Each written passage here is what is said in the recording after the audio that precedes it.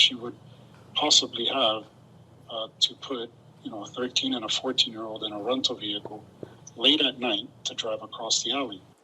You could have been sharing the road with teenagers too young to drive. That father says his ex-wife allowed their 13 and 14-year-old children to drive across the alley multiple times. He says the kids were left alone in their Cape Coral home. No food, no AC. He tells NBC2's Christy Soto how he found out they were in danger.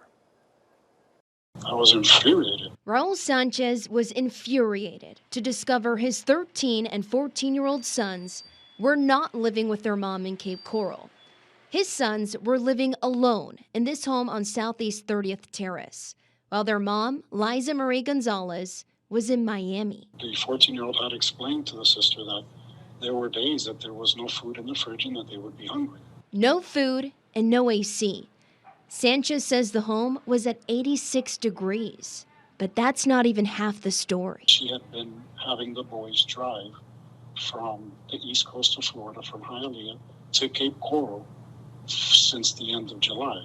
And this was in the middle of August. Their mom let the boys drive a rental car to and from Miami multiple times, meaning you were sharing the road with a 14-year-old driver.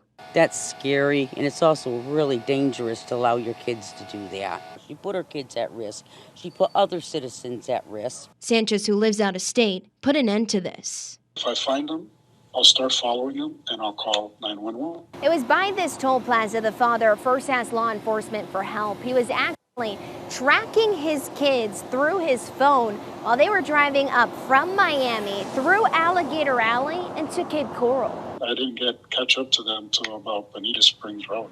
Lee County deputies safely stopped them on Colonial and Fowler back in August. Gonzalez was never booked into jail. She got a pretrial diversion, which neighbors think is not enough. I think the mother should actually be charged and have the book thrown at her. The criminal system doesn't always work the way that we always want it to work. Now the kids are in their father's custody.